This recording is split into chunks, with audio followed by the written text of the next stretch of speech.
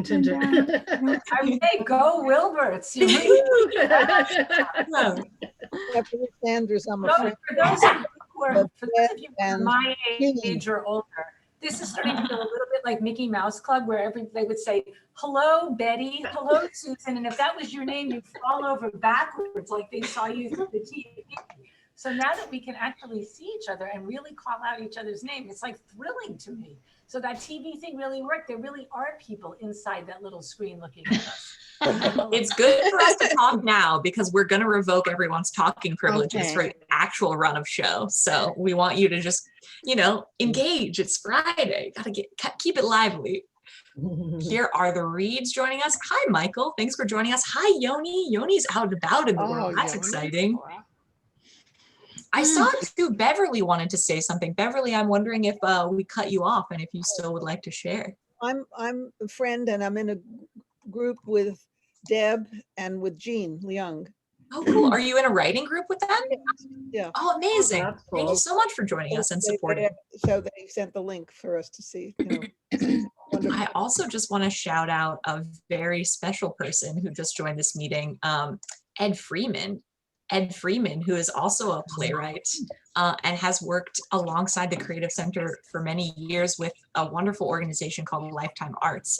And thanks so much for joining us. It's so nice to see you. I'm happy to be here.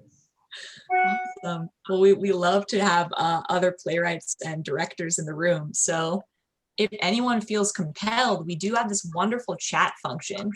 And if you are part of a theater organization or another nonprofit that's serving people with cancer or another chronic illness, like the Creative Center at University Settlement, you could put a link in the chat for us, formally introduce any theater work that you've done, because the Creative Center is all about expanding the network. As Robin likes to say, it's not about who you know, but who they know and who they know. So. And I think, friends, we're going to hold for another 2 minutes. I see Thomasina has a big, delicious mug of what looks like tea or coffee. If you want to take those last 2 minutes to get some coffee and or tea and or water, please do. Oh, it's Black Bean Soup. Hi, everyone. Said anything? Hi, Thomasina. Hi. But I wanted to introduce myself as Deb's sister. Coming from South Florida. Deb's sister from Florida's here. We've actually heard a lot about you, so thank you so much for letting us know. Florida. Yes, so I muted a while, but that's not fair. So I unmuted myself and opened up the video, and happy to be here. Happy to see all the little things we're going to watch. So absolutely excited. Great. Well, friends, we are transitioning into the time now where I think I'm going to ask everyone, if you are here as a viewer and a supporter, now I believe is the time for you to mute yourselves and to disappear your video. And if anyone needs help at all with that, I'm going to give a little bit more instruction. We would really, really like for you throughout, if you have comments or want to engage, you can put those things in the chat. We will not be responding live to comments for tonight's event, but we just want everyone to be as engaged with this wonderful work as possible. We have a couple more people coming in, so I'm going to wait to give my formal introduction until they are seated and here. Hi, Doris. And here's Barbara. Barbara is also part of the Moving Pen group. Barbara, Great. Where's Barbara? And Liz is here. Oh, thanks so much. Scout is putting in the chat, really looking forward to the monologues. We are so looking forward to them too, Scout. Donna, I'm going to stop your video, and Thomasina, I'm going to stop your video now so we can just get, and Kotkovs, Fran and Ralph, I'm going to stop your video as well. Great. And I believe Liz maybe is either Liz Rubel or maybe Liz York, and I'm very happy to have either or both of them here. We have a couple more folks joining us. Great. Ooh. Hi, Jenny. Thanks so much for being here. It's so nice to see you. we are just asking folks to mute themselves now and to disappear their video so we can begin our formal programs. Live outside, you're hearing you're hearing the sounds of Bedford-Stuyvesant. It is Friday night, so apologies for any background noise on my end. All right.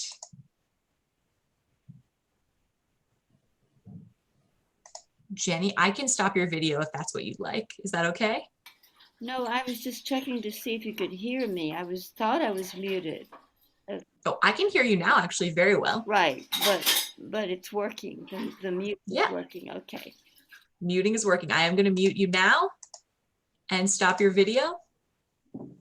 And Robin, you can stay here with me. It's nice to have some company, but I think I'm going to begin my moment of formal introduction and first say to you, hello. Thank you so much for joining us. I'm Sophia Heineke. I'm the Arts and Wellness Manager here at the Creative Center at University Settlement.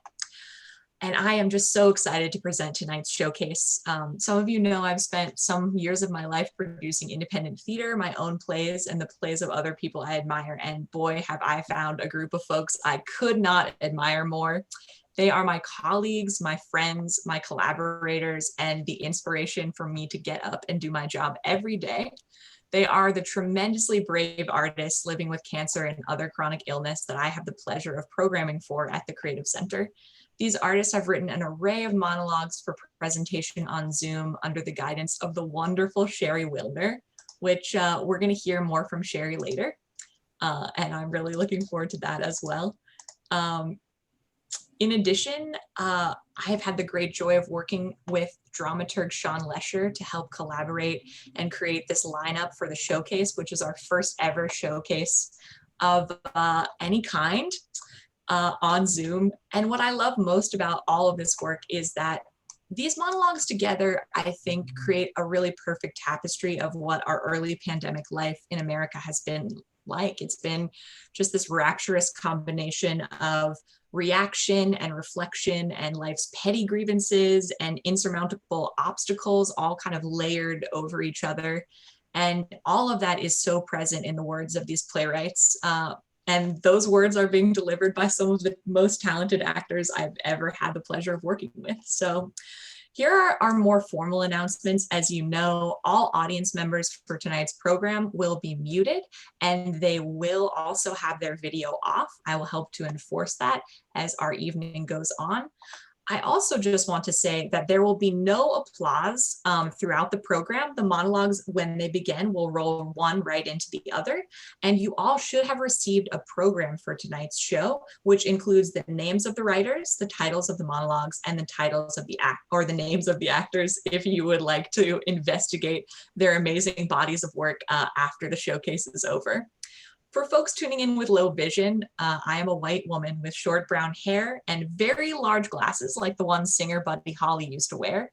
I have a blue button-up shirt on and a velvet blazer, and we will not be running low vision, but we will at the end of the program have the ability for folks to ask questions. Sean will be moderating a Q&A at the end of the show. The last piece of business for me tonight, which is very important to us at the Creative Center, is just a brief land acknowledgement. We are coming to you from the Creative Center, which is based in New York, and we want to acknowledge the Munsee Lenape peoples whose ancestral homelands our offices sit on. These lands were taken and Native people were displaced. And we also acknowledge that displacement continues in the diverse and vibrant communities of New York that we continue to serve. May we also remember that Indigenous people are not a people of the past, but are here with us now. And now we are in a digital space, so we should recognize that the physical offices of Zoom sit on the ancestral lands of the Ohlone, the Tamien, and the Mukwema tribal nations in San Jose, California.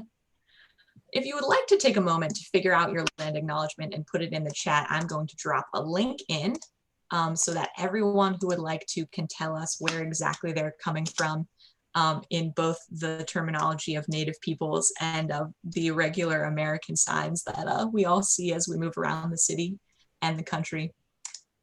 For now, I am so honored to introduce Robin Glazer, our director and one of the founders of the Creative Center, to speak a little bit more about Hi, Nathan. How's it going? Let's see. I'm going to stop Nathan's video really quick and then spotlight Robin. And Robin, we are so excited to hear from you a little bit more about the meaning and purpose of the Creative Center. Oh, hi, everybody. I feel like, this is like one big party all the time when Sophia runs an event. Old friends, new friends, bead society, colleagues. So it's so great to see all of you. Just a very brief history. The Creative Center was founded by myself and two other friends 27 years ago. And I am delighted to say that I am still here. I'm a cancer survivor myself. And we are still here with the same mission and purpose, which has expanded. We started out as an organization serving only people living with cancer, and it was for women. We've expanded first to men, then to people with other chronic illnesses. And now we're in that what's known as the creative aging space. So I'm hoping that those of you who are not ill currently never get ill, but the reality is we will all hopefully get old, and hopefully you'll stay with the Creative Center throughout your lifespan. Our mission is to serve the spirit with creativity as a space away from illness, also acknowledging the illness, but finding that kind of inner strength to kind of cope and to distract and to just go on with our lives in the way that we choose, that the illness doesn't choose. So thank you. I'm so thrilled to be here. This is, as for those of you who've been with us almost from the beginning, and there are some of you who have, you know that we have focused heavily on visual arts since Sophia joined the Creative Center, and with her passion for theater, live theater, and drama, we've expanded greatly into that area. And I can't wait to see what happens tonight. So thank you. Thanks so much, Robin. We're always so honored to have you here with us. And now, without further ado, I am going to disappear my video, and we will hear 6 monologues, all original monologues written by Creative Center participants. And the show will begin now. Angie, it's so good to see you. Angie? It's so good to see you. How could I forget? You used to order it from the cafe across the street from my office in the morning. Double shot of espresso, 2 sugars, dry. I get tired more easily nowadays than I used to, but if I get enough sleep and enough water, I'm usually okay.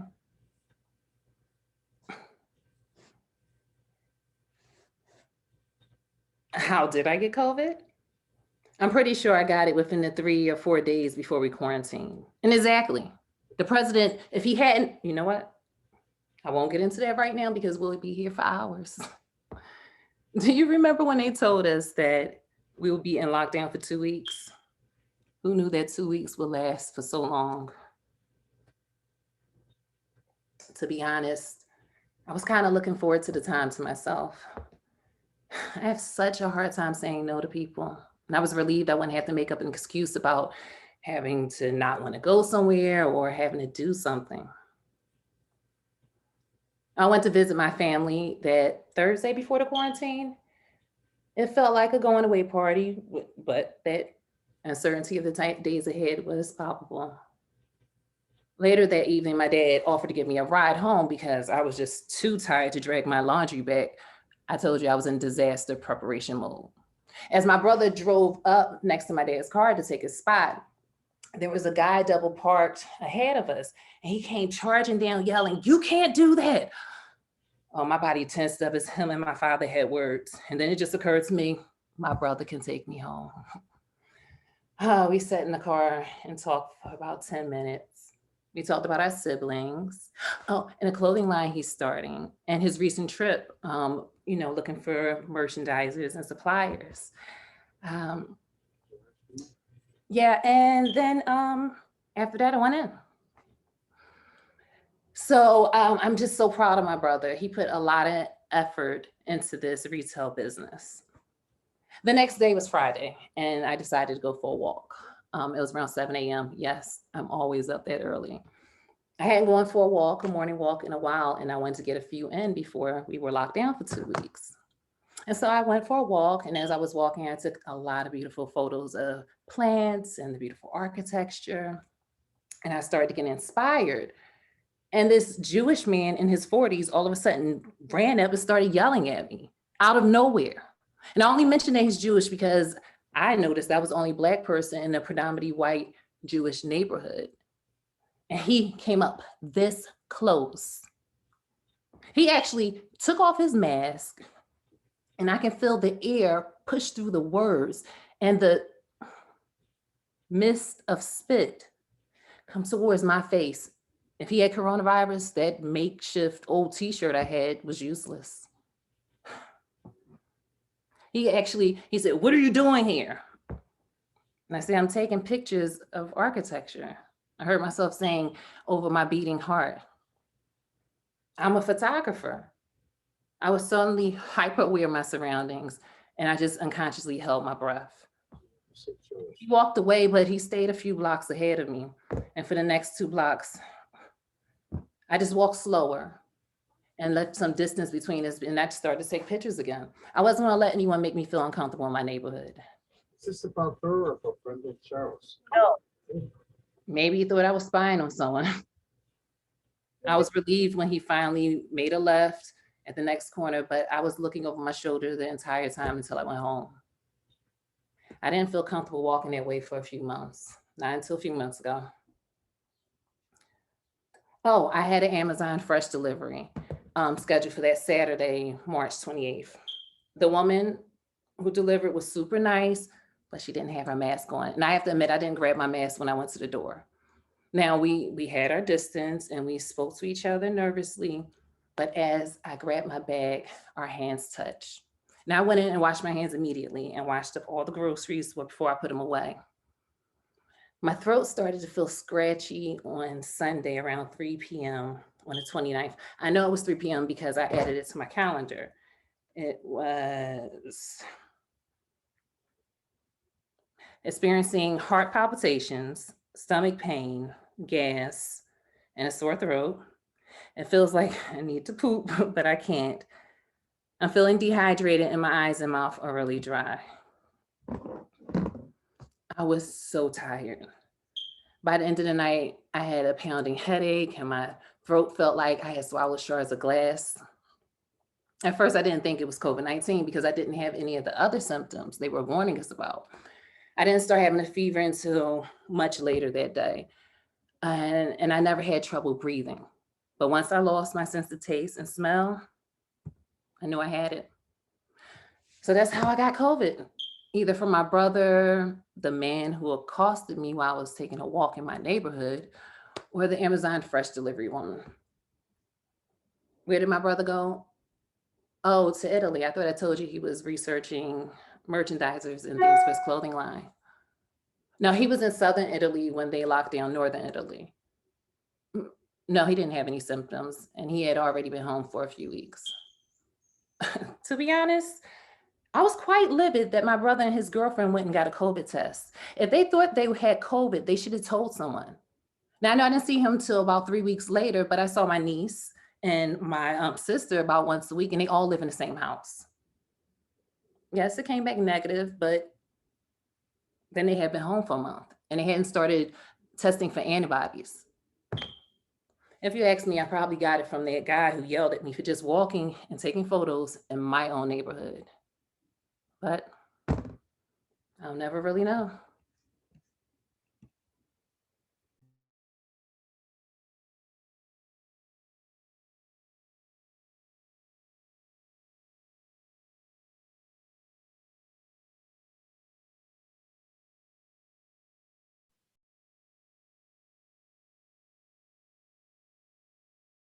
Genevieve, wow. Give me a minute, okay? What? Hold on. Ah! Sorry. Ah.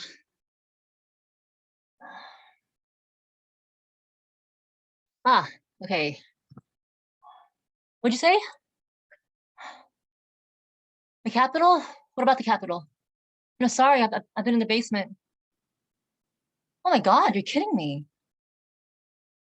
Okay, let me turn on the TV.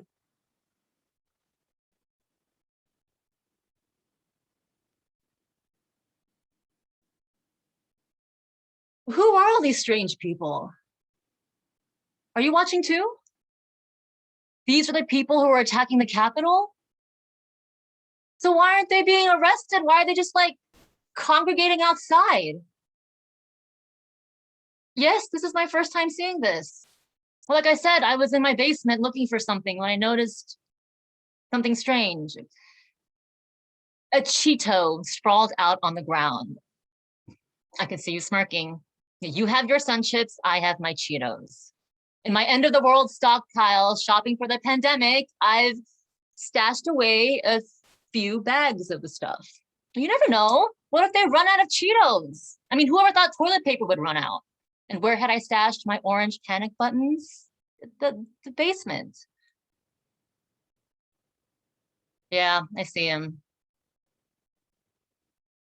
What does he think he's dressed up for?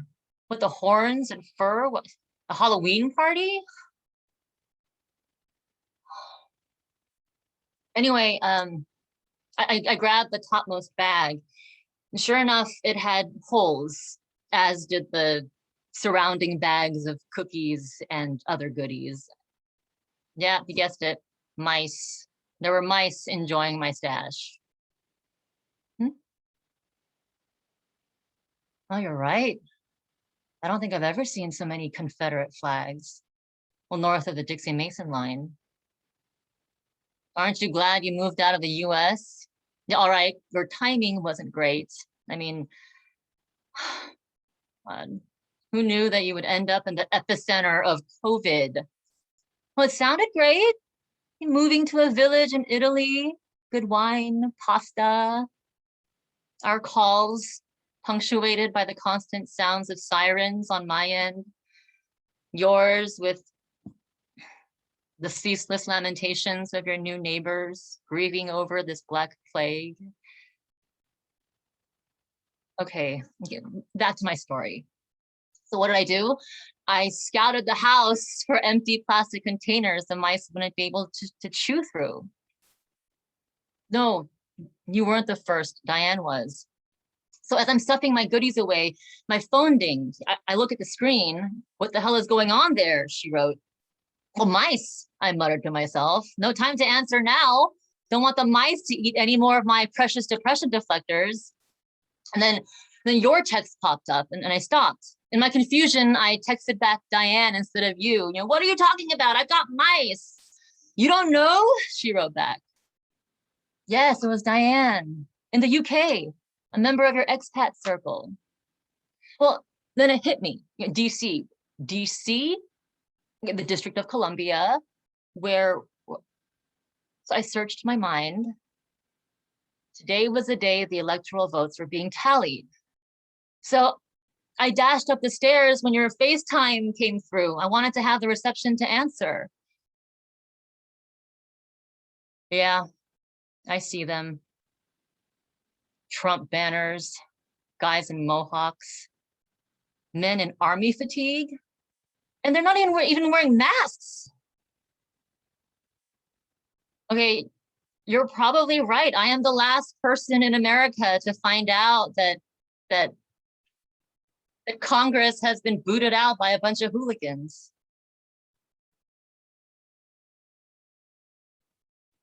Look, I can't stay on long because I have to deal with the mice. I don't think I have any traps, but I know for certain I have a couple of cans of roach spray. I know, not exactly the right thing, but better than nothing. You know, I bet you the cops or whoever's kicking these rioters out wish they could spray these, you know, something. I'm gonna call them vermin because that's what they are. They're unwanted pests set out to destroy our Congress's home. Yeah. It is kind of parallel. as I'm learning and thinking about ways to get rid of the vermin in my house, the government is learning about and getting rid of the vermin out of their house.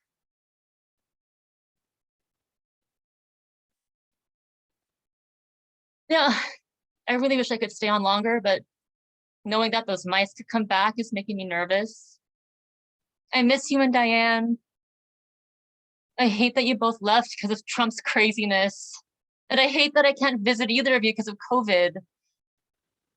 Now, I thought with Biden's election and the vaccine availability, it meant that we were turning the tide. Now as I'm watching what is going on,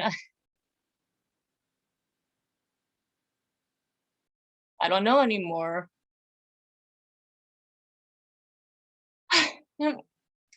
This is too depressing. Let me go.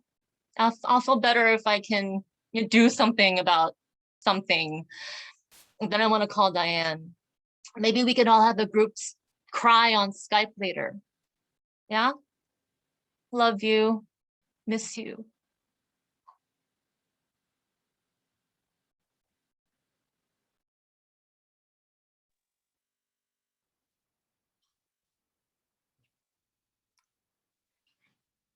Thank you for inviting me. Many of you have viewed my filmed play, The Gift of Insomnia. For those who haven't, it's largely autobiographical and deals with PTSD and trauma. Today, I was asked to share some of my own personal story. And I've decided to talk about a time in my life when my world changed and I lost my sense of security and safety. I was 5.5. I've never discussed this publicly, not even privately with my closest friends. My husband doesn't even know some of the details. So why am I opening up now? Because I finally can, and I want to. I'm not swallowed up by emotions. For years, I blocked out that time, survival mechanism. But my issues with loss persisted. And after years of therapy, I was finally able to neutralize the effects of the trauma and loss. I chose this setting because you've had your own struggles and I feel you'll be a supportive audience. And my story may bring you hope. That's my heart's desire. It's a huge step for me. I'm feeling nervous. Calming myself down by visualizing myself in a field of multicolored tulips. Before I was 5.5, my world was full of song, art, and security. I lived in an apartment building surrounded by extended family. I would hang out on the stoop with my Uncle Jack. He and my Aunt Sonia took me to my first movie, King Kong. Sonia was a smoker and she gave me my first puff that night. I thought offering a cigarette to me was odd, but I didn't mind. I liked their attention. My mother read and sang to me nightly. We traveled by bus to the Museum of Fine Arts in Boston for my art lessons. I felt like a real artist. I loved being an artist. When my father came home from work, he would put me on his shoulders and we danced around the house. My best friend, Sharon, was an African-American girl who lived across the street. Now, we loved our sleepovers and sledding down a large hill behind my house. One of my neighbors would sneak me special treats. I can still recall her loving embrace. The most special person in my world was my great-grandpa, Harry. Though in his early 90s, he would take the bus from the rest home to visit us. I would wait outside and gleefully watch him, cane in tow, walk up the hill to our house. We would eat grain crackers dipped in milk. Great-grandpa Harry would kiss my hand and in Yiddish call me his sweet girl.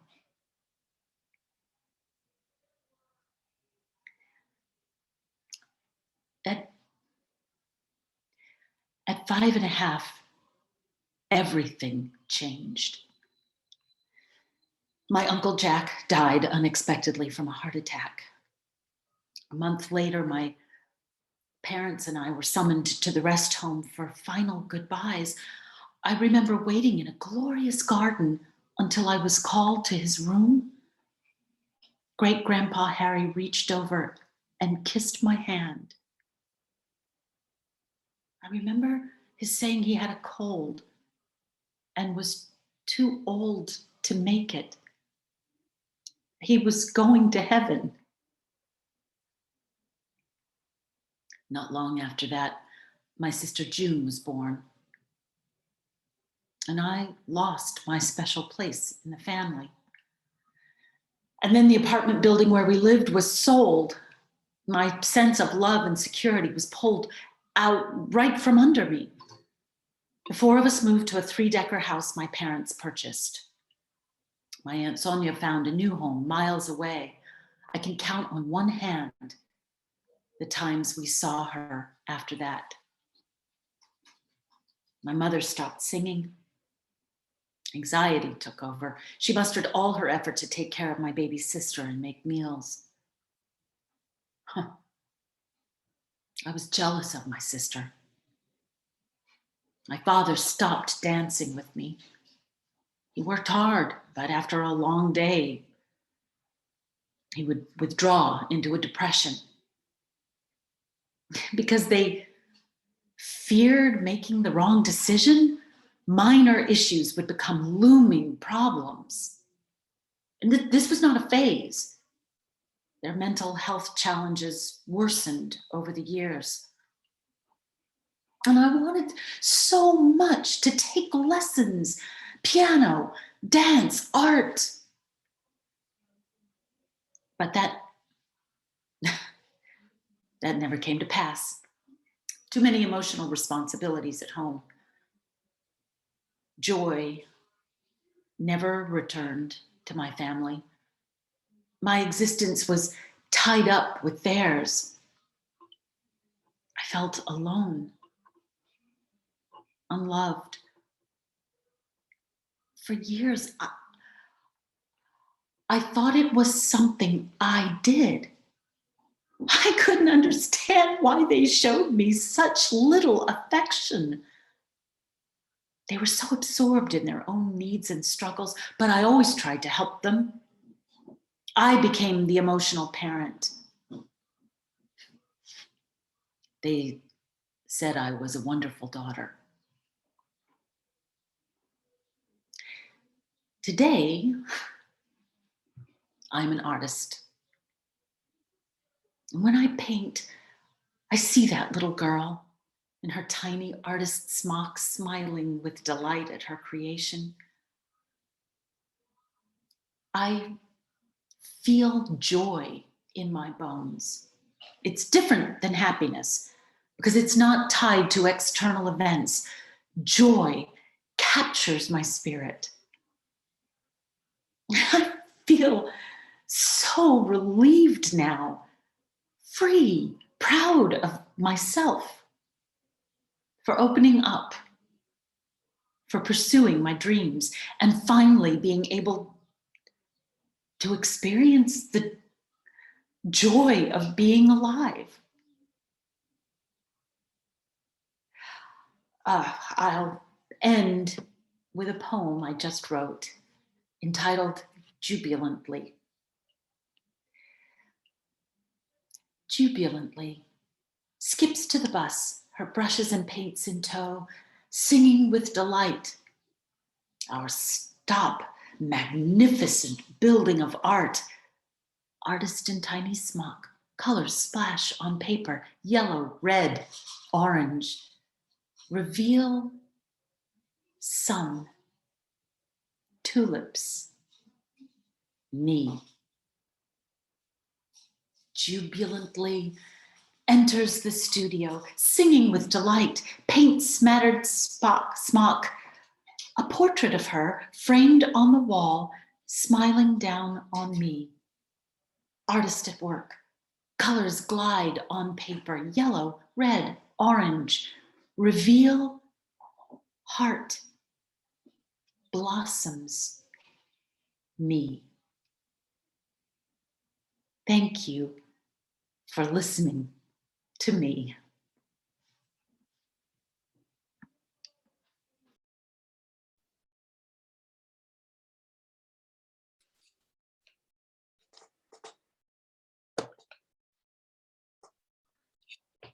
Hi, Dad. It's good to view your picture again. You've been in storage too long. I'll be hanging you up on the sunny side of the room I've selected for my study.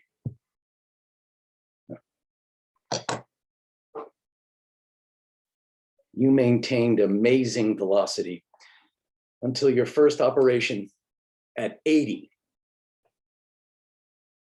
After that surgery, you had 4 years remaining.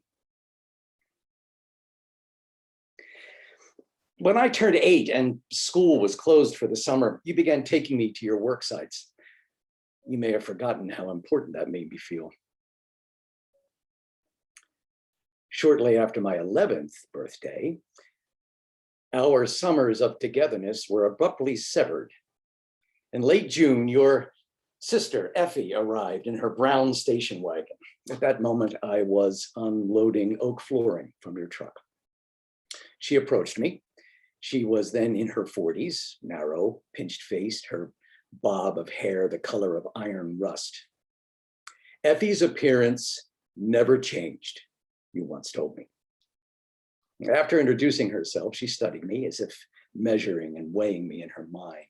Then she directed me to fetch you. Within 30 minutes, terms had been established. I'd be moving to her flower farm in Tom's River, some 20 miles away from you and Mom and Bill and Betty.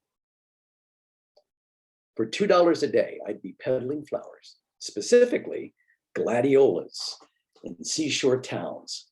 Room and board provided, of course, length of employment until Labor Day, unless I didn't pan out. Mom was crying when I opened the door to Aunt Effie's station wagon and climbed into her passenger seat. My single protest before my fate was sealed, I begged to attend the church picnic by the ocean side the following Saturday. I couldn't miss that. After Effie convinced me I should skip the picnic in order to ensure the sale of cut gladiolas before they wilted, come picnic day, I was on the dogged run at Seabright. By late afternoon, the temperature was soaring to 100 degrees. The high humidity practically muzzled my mouth when I tried to shout to would-be purchasers, fresh flowers, $1 a dozen for fresh flowers. After floundering my way back to your sister sitting in her station wagon, I suggested maybe we should call it a break-even day and head back to Tom's River. She promptly scolded me, emphasizing that all those unsold gladiolas in the water buckets at the rear of the station wagon, that represented her profit for the day. I never told you, Dad, about my other duties besides peddling fresh flowers that summer. On Sundays, while Effie, her husband Harry, and their 24-year-old son Donald rested and read the newspapers, I scrubbed the kitchen floor, scoured the 2 first floor bathrooms, and then cut the stubbornly thick grass around the house, struggling to push the lawnmower whose blades needed sharpening. I never told you about the sleep deprivation either. I averaged 5 hours of sleep a night during my 10 weeks of captivity. I typically went to bed at 1:30 a.m. At 6:30 a.m., Effie unfailingly rapped on my bedroom door and announced, "Time to rise, Charlie." with the daily pounding on the streets, my only pair of shoes wore down at the heels. By mid-August, it hurt to walk in them, let alone run in them as a peddler. I showed the warped shoes to Aunt Effie. After inspecting them, she determined they'd hold up till Labor Day. Could I hold up? I felt a seeping, deepening exhaustion during my final days on the flower farm. I'd lost some 10 pounds. For 5 days, I couldn't go to the bathroom. My toenails turned black. My ankles were terribly swollen. I peddled gladiolas in a daze. On Labor Day, my emancipation day, Effie drove me back to my real home. Mom cried at the sight of me. Betty shrieked, "And you cringed, Dad," upon seeing me limp weakly into the house. When she had paid me in full the day before, to her credit, Aunt Effie added $1 a day to my wage. She praised me as the hardest worker she'd ever hired.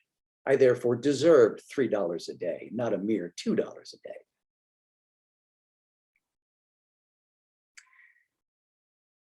Within 2 weeks of my being home, you asked me for my summer earnings. Payment of one of your bills at the local lumberyard was past due. You emptied my purse of its $123, the sum left over after I purchased my school clothes. Mom was aghast as she watched you shove those $1 bills into your pants pocket. But it was all right with me. It was no more than a tidbit payment for all the meals and shelter you had provided. Besides, no longer possessing that $123 afforded me emotional distance from my summer of misery.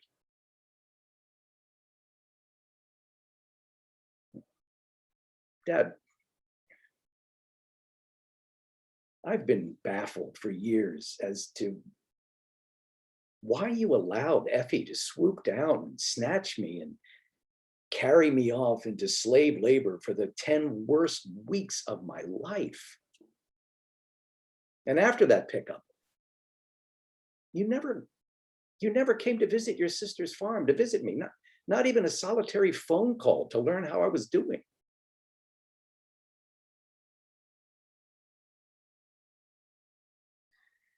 Well, I'm worn out from moving today and racked from remembering that miserable summer.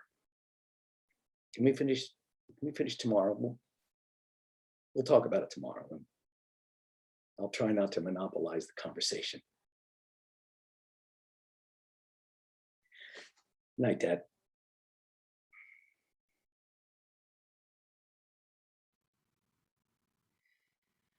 Liar, coward. I knew you were doing fancy footwork to avoid confrontation. That was your pattern. You would put up a good front at all costs and pretend that you were not spewing lies to protect yourself from my wrath, when in reality, you were just trying to protect yourself. You think you're a good liar, huh? What a joke. Your bent spine served as an illustration of someone who had no backbone and was of poor character. I knew you were lying 5 years ago, but I couldn't confront you then since I had so much on my plate.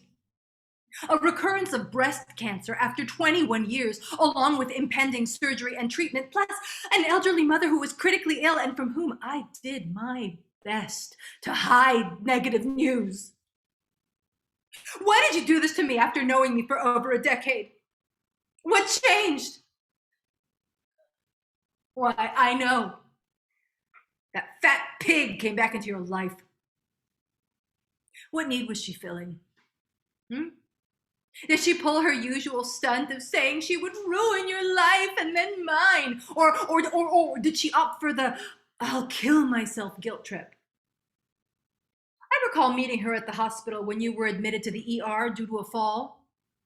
You really messed yourself up. She created quite a scene when she spotted me marching over, shaking and yelling, and she insisted that I leave immediately and threatened to call the guard and have me removed if I did not comply with her demands.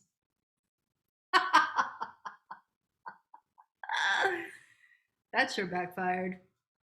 A guard did approach her and told her to lower her voice and demand she move to a different room and stop annoying everyone. She meekly followed him, and as she turned to glare at me with a mean look on her face, I waved and laughed. I learned more about the extent of your lies and cowardice during that visit. I didn't spit in your face, even though I wanted to. Weird. We had our final confrontation. Then my questions were never answered earlier in our relationship. I know you cared for me. We had lots of fun, traveled and enjoyed being together. What changed? I heard from you via telephone 2 more times, and then there was silence from time to time. I wondered if I would ever hear from you again. I would recall the good times, and then your beastly behavior. A huge relief washed over me when I heard from your lawyer regarding a small inheritance. No longer would I wonder if I would ever hear from you again, now that you are gone. This news set me free. I'm still here. On occasion, although seldom, when I do think of you,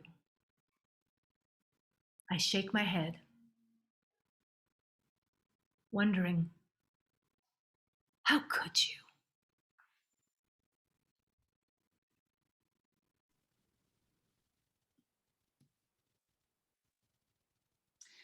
Hey, sister, how's it going? Yeah, I've been kind of busy. Yep. Tying up loose ends before my surgery. The hospital doesn't allow visitors during the pandemic, so I will be on my own while in there. No, I don't need your help. Please do not leave Florida, especially now, because lockdown is very different than when you were here last. There's good reason why most of New York has left to go down to you guys in Florida. Really, don't come. I will handle this. It won't be much different than when Mommy was dying. I mostly took care of her to give Daddy a break, remember? Or how about when I stayed in Virginia for 6 weeks when you had to be hospitalized the last months of your pregnancy, and I took care of Christian. But besides, I have my God squad. There are several of my Dragon Boat teammates who have rallied around and who know viscerally that cancer doesn't move along reasonable, negotiable lines. Throughout this diagnosis, they've been a second set of eyes and ears who accompanied me to doctor's appointments to pick up the nuances and stray information that might sail right through my swimming, fear-filled thoughts. And trust me, my thoughts were filled with fears. When I joined Empire, I quickly realized that my new teammates were type A cancer thrivers who transitioned from diagnosis, deliberation, and recovery. Been there, done that. The camaraderie, fun in the sun, and practices on the water all culminated into a healthy distraction from the sometimes soul-crushing cancer diagnosis these Empire dragons, myself included, often live with. If there's a recurrence, several teammates will grab your dance card, and together they will waltz distrust to determination. They will tango frustration into fuel and jazz your heartache into hard work while you're roiling and boiling straight on through your very own high-intensity combat operation. This is when my God squad stepped up to the plate, or rather, their oars hit the water. You've seen in our videos what the starting line is like. It's a loud and clear cry of paddles up, and then a full basso bullhorn. Just like in a race, from then on, I was in full court press for my entire treatment. Yeah, there were times I didn't feel so sad and brittle, but just around the corner, I'd catch a road that led me to feeling desiccated, tired, and spent. At those times, I felt the tug of sadness, the fear, grief, and uncertainty, always nipping at my heels, and tearing at my flank. That's cancer. And that's when my vague ideas needed to be confronted with clear images. Except this time around, COVID-19 turned everything to gray. Vague works with the coronavirus. Clear images, not so much. But let's remember, dear sister, that this is my second time at that. You couldn't make it for the last surgery. I think Christian had a tennis tournament in South America. I totally understand why you couldn't make it. I did fine, remember? How could I forget that whole adventure where I had my surgery at the NYU Medical Center, where the Kimmel wing is a bright and shiny gift to its thoracic patients. Though the hospital was nearly empty, there was always the first-rate staff and goddess love it, my iPhone. A huge flat screen TV equipped with cable, a good kitchen, and remote controlled window shades that could block out the spectacular view of the Chrysler building that was just an arm's length away. But who would want to? With a stream of virtual check-ins with my God Squad, there was very little reason for me to feel neglected or lonely. Besides, the chest tubes and incisions made me too sick to give a fuck. Within 3 days of the surgery, I was handed off to my God Squad, who were waiting out front in an Uber. Passionate, dedicated, and unflagging in their enthusiasm to keep me on target. My God Squad just knew that I was stronger than my excuses and that my only competition was in the mirror. I love and admire my God Squad because they had the ability to walk me through my fears, knowing full well they might be facing down their own one day. Last, because this is not the least, I adore my God Squad for teaching me to want to succeed as bad as I want to breathe. Get it? Lung surgery, breathe. So you see, dear sister, I'm in very capable hands. No need to feel like you should help in some way because all ends are covered. I'll Zoom you on the other side of the surgery. Since it will be a Zoom call, I'll be able to flash you a shot of my chest tubes. That's what you get for being so freaking healthy. But thanks for your offer about coming up here. I know how much you hate the cold, so maybe if I need another surgery, I'll try and have it done in warmer weather. See you on Zoom. All right, now we would love to see all of our actors. For about audience members, please put in the chat your warm comments, your poetic and lively feelings about how incredible these performances are. We're gonna spotlight a little bit of everyone. Spotlight, a little spotlight.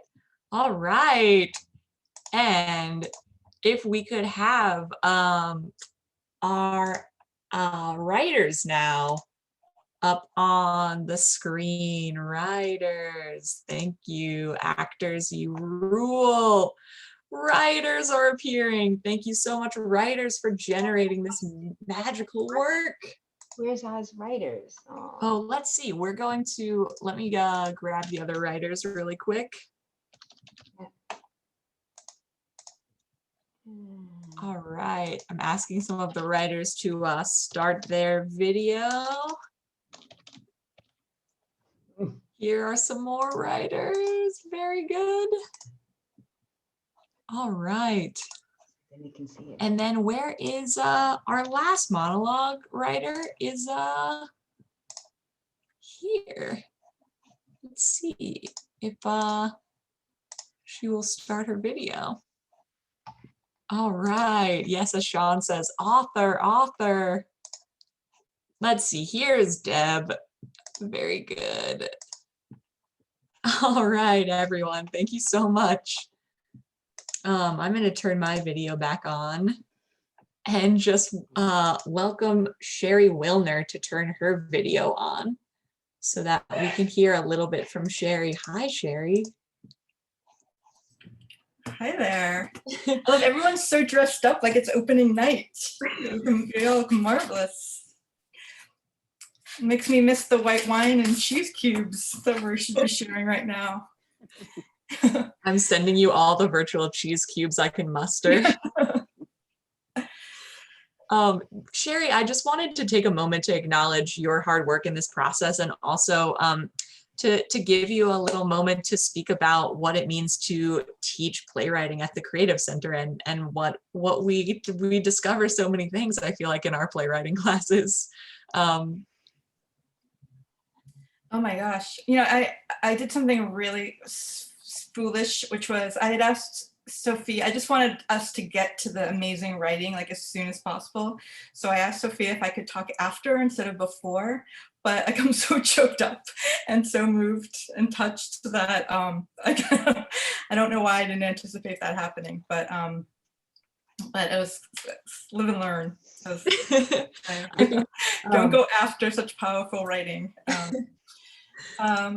No, I found the Creative Center through another similarly magnificent organization called Gilda's Club. I had gone there after being my mother's primary caretaker for 2 years preceding her death from cancer, and hadn't written in that whole time, in over 2 years during her very prolonged, difficult illness. And it was taking writing workshops at Gilda's Club that brought me back to writing. And I met Sophia and the Creative Center very, very fortunately through that, and have really been wanting to give back something for the debt I felt I owed. So she, back in November, I think it was November 2020, I think she invited me to come and teach a playwriting class, and generously sort of said that I could propose whatever topic I chose. And frankly, I wasn't very interested in playwriting or theater in November 2020. You know, everything that was happening was so traumatic and urgent and dire that, you know, sort of writing for a theater that might not open again for a year or more wasn't on the forefront of my mind. But you know, this was November, and among the many things happening November of 2020 was, of course, Thanksgiving, and the story that we all had in common, I think, in Thanksgiving was our inability to be with our families and be with our loved ones, particularly in a year where we hadn't seen them on any other occasion. And so I really wanted to, more than teach a particular playwriting skill set, I really wanted to find a way to facilitate people that were isolated during COVID and maybe had mitigating circumstances that further kept them isolated at home, just to find a way to meaningfully connect with others. And I can't really think of another way to more meaningfully connect than by sharing our stories. So we started off first by just sort of, you know, I gave writing exercises, most of it focused on what people had experienced during those past many difficult months of COVID. But then, you know, asking people to really sort of open up and share other difficult times in their lives that may have either been comparable to COVID or perhaps even worse than COVID. You know, it became so clear to me, you know, even I think in the very, very first class, that it was obvious that these stories deserved to have a much larger audience, that they were so profound and so moving and so universal, even in their specificity, that they deserve to be shared. And since the class was technically, you know, writing monologues for Zoom, it felt just such a natural thing to bring these monologues outside the confines of the class and actually do perform them on Zoom as they were written to be.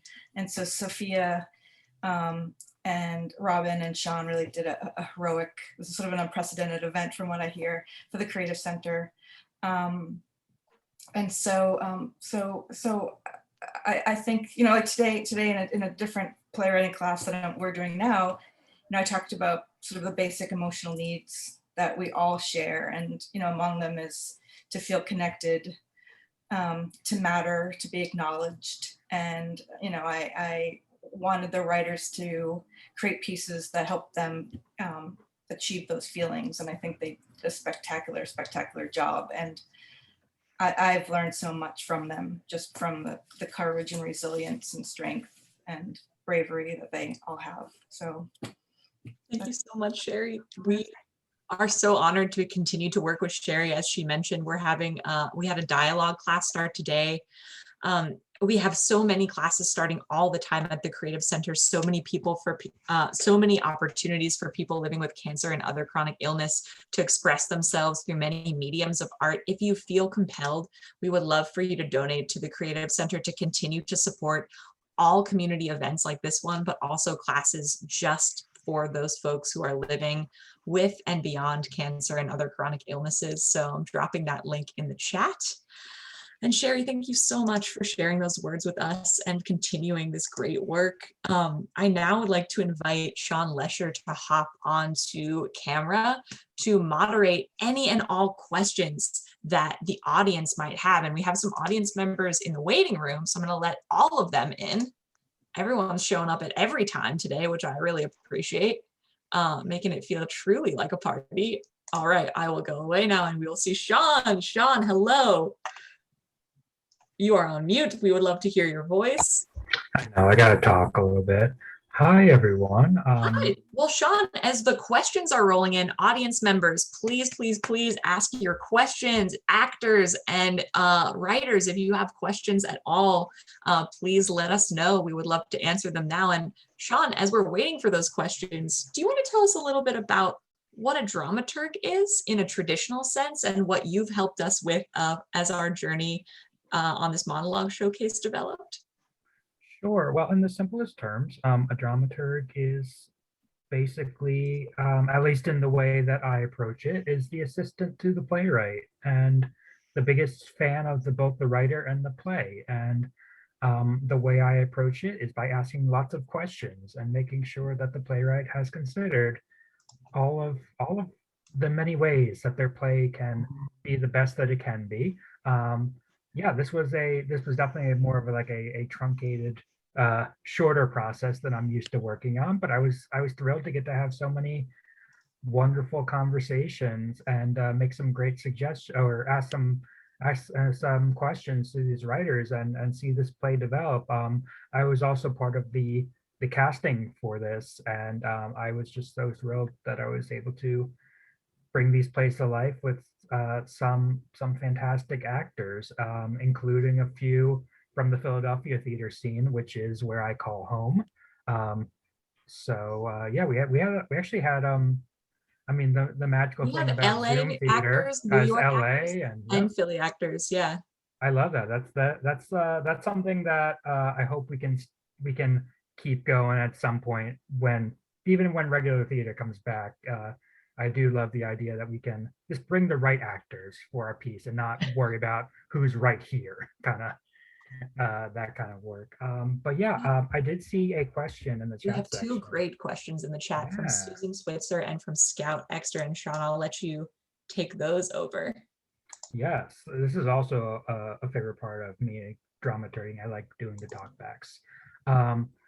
So Susan Switzer wanted to know how long was the writing process? And I think we want the writers to speak to that too. We can, I see some of our writers are unmuted, but I might add, writers, can I spotlight you all and add you into the mix here?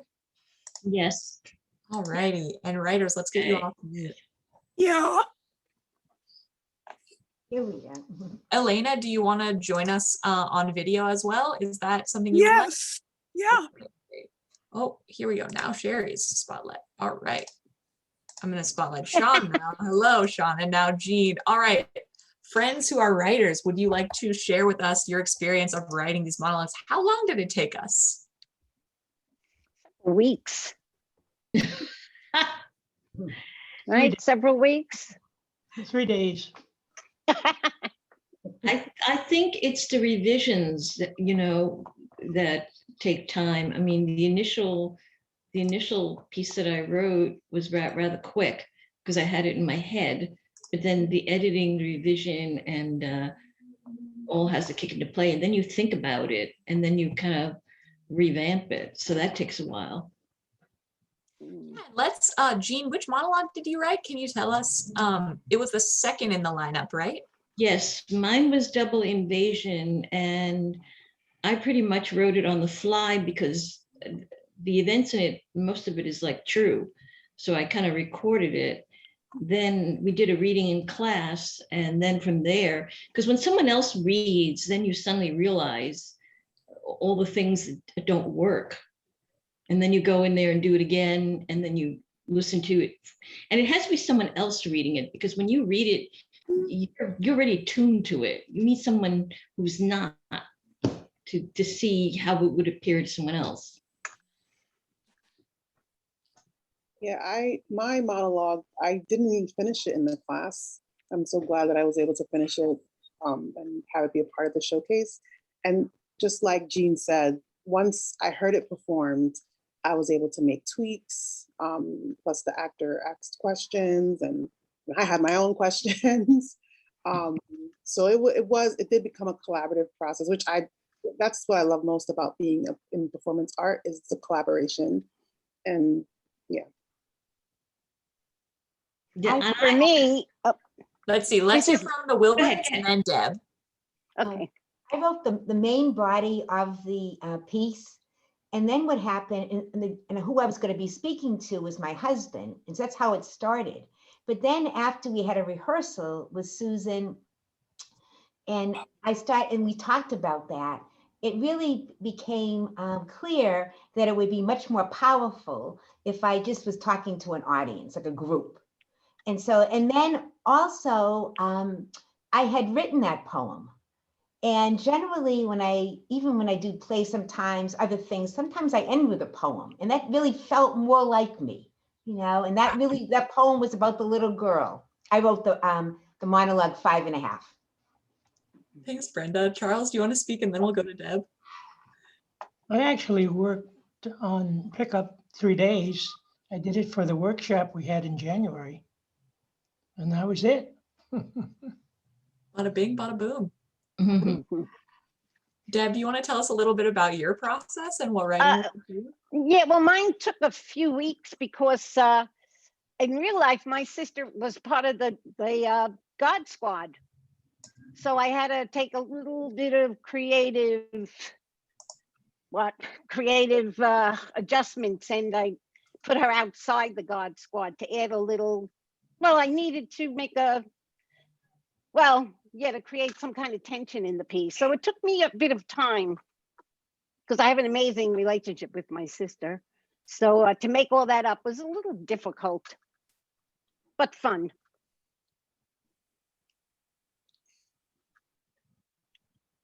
All right.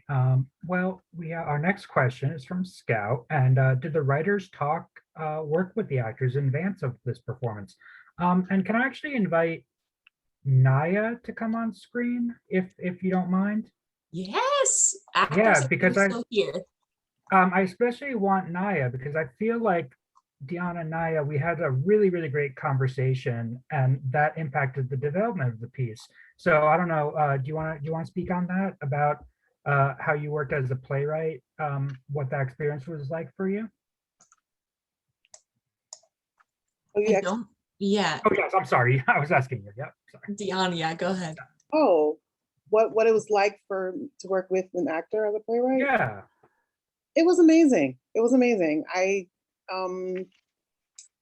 It's the second time I've ever heard anybody read my work live. Like someone had asked about, I think one of the questions was, have we done writing before? And I have done different types of writing. I've written poetry. I have a screenplay that I'm finishing up and some other things, but to have someone read my work, it was deeply, it was like I was watching somebody else. It's my story, but I was just like, that happened? It was just so like a new life was brought to the work. And then it also allowed me to step outside of myself and to remove my ego from the equation and say, okay, so even though I thought I needed to say all these things, some of those things don't quite work.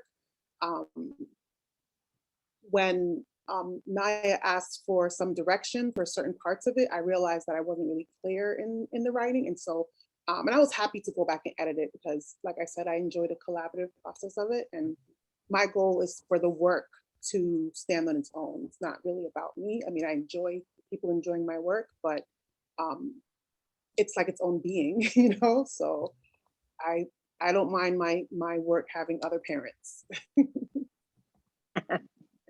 All right, and if any of the other playwrights want to speak to that, and also, yeah, I did see that a couple of our actors are still in the room, and if they want to turn on their cameras and speak to their experience as well, that would be wonderful. But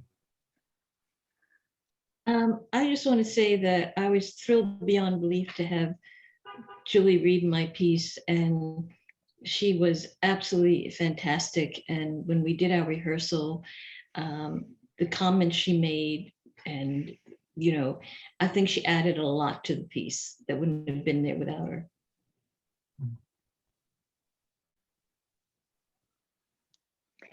This is Deb. I want to mention that I thought my monologue, there were two places that were just too wordy, that it just wasn't rolling right.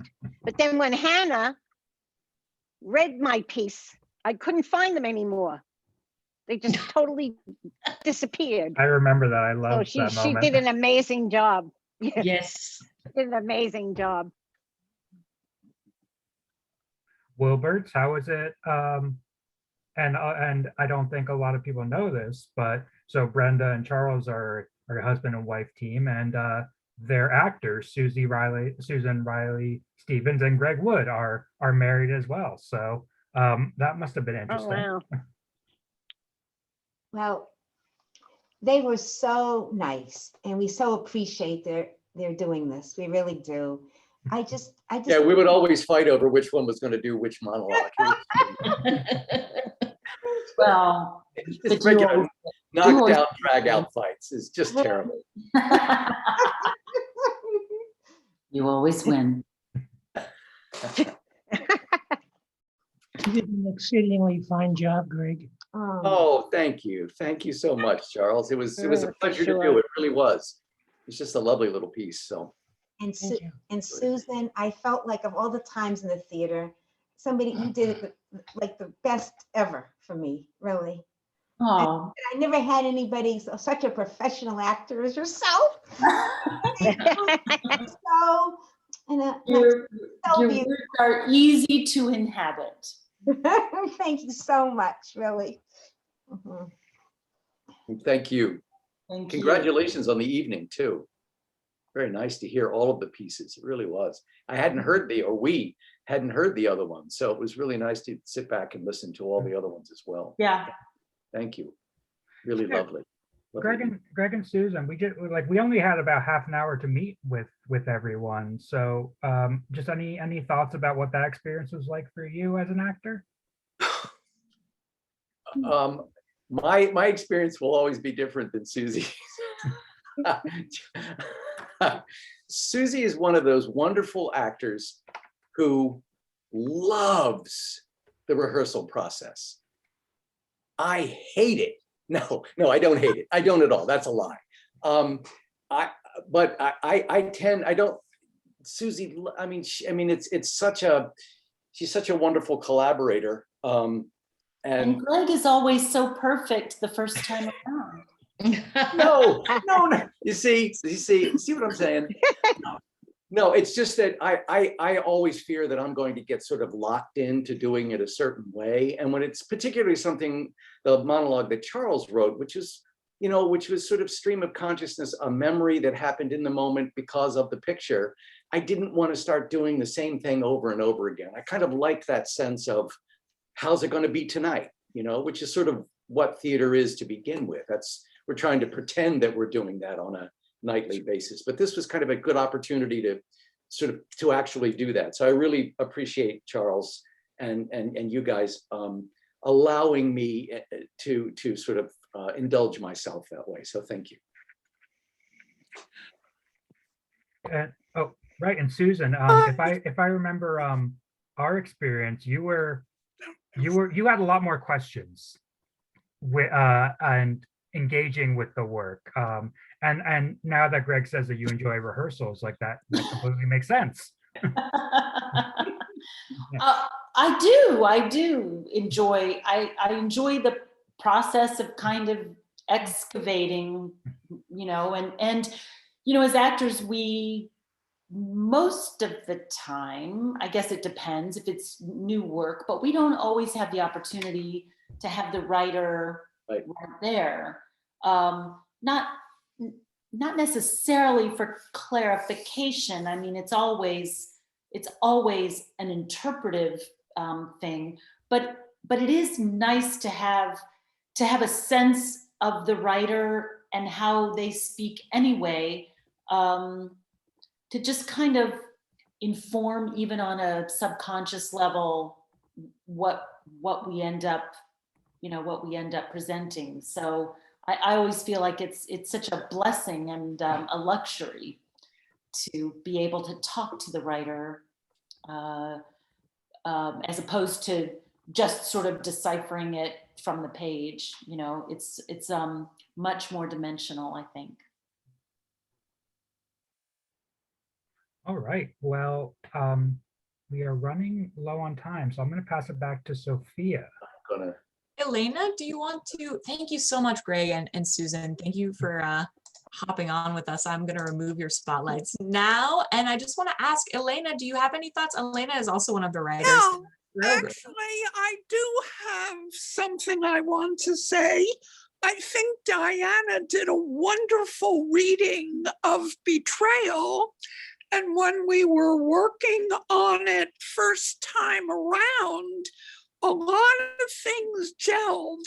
You really do, or I really do, have to hear someone else reading it and their interpretation, not mine, to really grasp what is being said. And I thought she was terrific. And I want to thank her. It was truly a tremendous show. Yeah, we're so lucky to work with these actors, and to also have such a great support system between Sean and Sheri. It's a lot more staff support than I expected to get, and I feel so lucky as well. But writers, thank you so much. Many of you are in our continuing program. We're doing a dialogue writing class now that Sheri is teaching. The first session was today. It is off to an excellent start. And to sort of round out our program for tonight, I want to summon back our director, Robin Glazer, to just give a final comment. Thank you so much to all of our writers for your thoughts, your feedback, your incredible diligence and participation. I know as well as anyone in this room that writing a play is no small feat, even if it's just a monologue. And I hope that above all, everyone is encouraged to continue writing. So Robin, let's see where you are. So I just messaged Sophia to say, please unmute me and let me say a few words. And so the few words I want to say is, none of this would have happened without Sophia.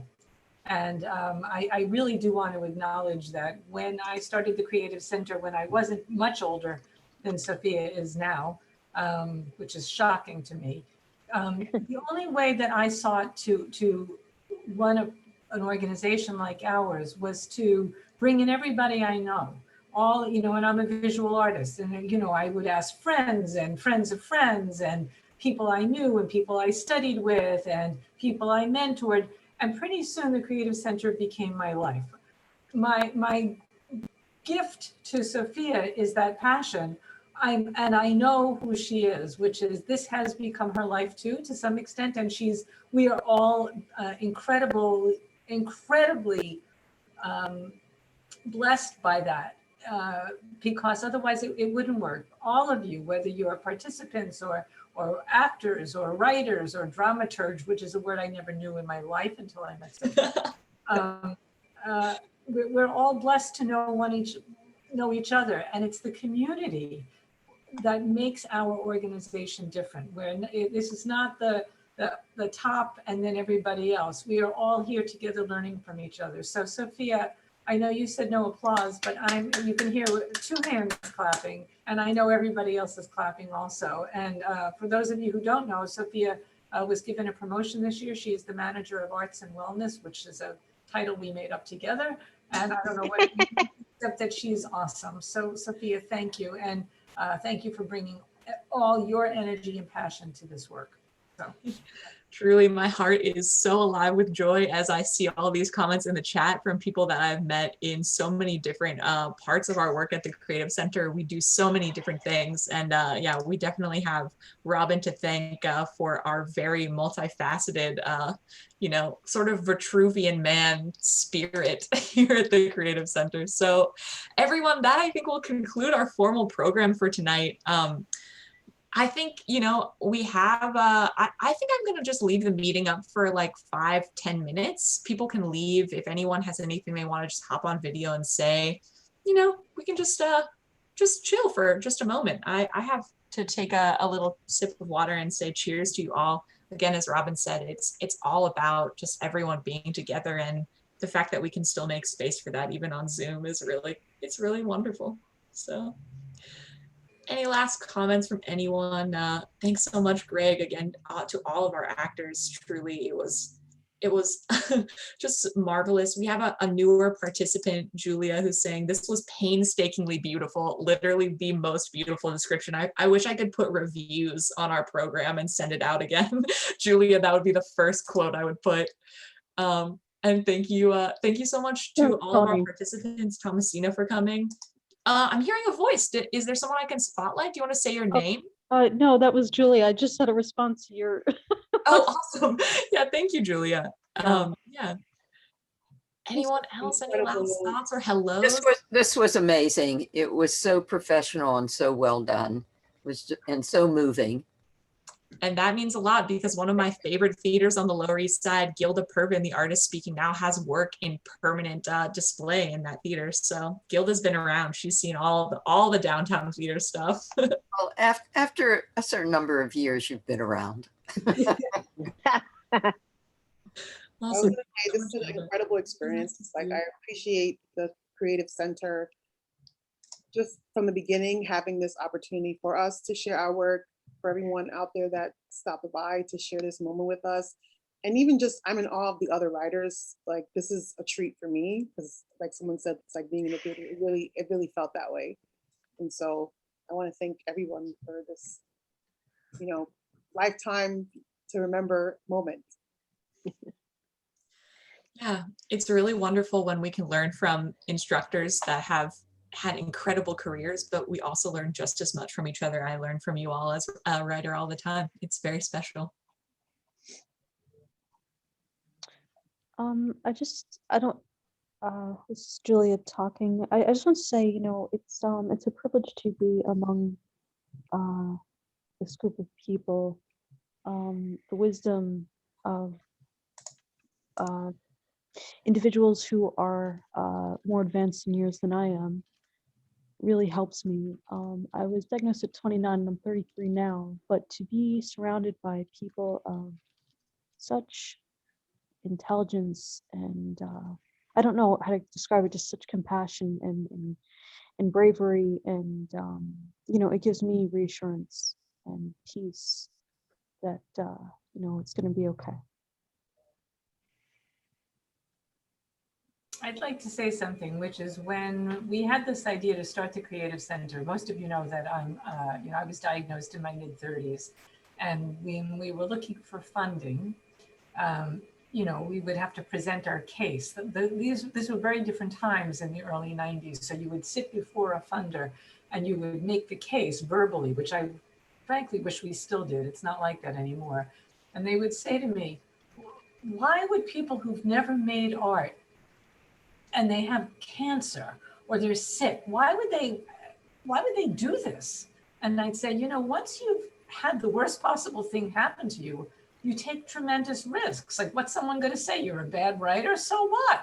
You know, I've got cancer. So I will tell you that it's been that idea that I think pushes a lot of us through, which is we'll try anything. I love when I see, well, I've seen Elena, for instance, in so many classes over the years, from visual art to writing to looking at art. It's like everything goes, and everything is new, and every day for us is a new day, right? Once, and I really empathize so much with Deb. You know, I also had many year recurrence, and it's kind of shocking, but it just pushes you further, which is, well, I'm going to wake up tomorrow, I'm going to try something else, I'm going to do something else. So I'm thrilled that you're all here and still going and writing. And for those of us, unfortunately, who don't get to still be here, we hope that they've had a great time while they're here. And that's really the point. Funders often ask us how we evaluate our program. Does it make people, I don't know, does it lower their blood pressure? Does it make them healthier? And I say, how come joy isn't enough? Joy, that's pure joy. Even when we're writing about difficult things, it's still joy. So I feel like creativity enhances our spirit. You know, it really connects us to the divine. That's a new t-shirt for us, yes. It connects us to the divine. It helps us cope with challenges. And I know when I do my art, I feel that way so much, really. And so many times I'm amazed what comes out. You know, I don't, when I start a piece, I never really know what I'm going to do. And a lot of times, and then all of a sudden it's finished. And I did that. And it really was my being present and activating the right side of my brain, where I was really like present with myself. And it just happens with my writing, but I think it's just a way to connect really with spirit. Well, friends, I think, yeah, well said, Brenda. And yes, thank you so much for everyone who's just participated and helped us just, you know, present our community in full. It's great to have all of our writers, but it's even better to have all of our supporters here too. And I love that I can just click a little button and everyone is spotlit. But for now, I think we are going to end it here. Again, I will resend the program and we will speak with our writers about the potential to have this recording available on YouTube so that friends who may have missed it can watch it again and again if they so choose. We will see you all next time. Again, if you know anyone who is living with cancer or another chronic illness or is living beyond illness, we would like to include them in our programs. The way that we program, people give me, our participants who take our classes tell me directly what they would like to see from our programs. And that is a longstanding tradition at the Creative Center we will continue to uphold. So until next time, be well, everyone. Please stay safe. And please continue to stay creative and continue to make art. Bye. Thank you. Bye. Bye, everyone. Bye-bye. Bye. Bye. Thank you all. Thank you. Bye. Thank you. Thank you, everybody. Great. That was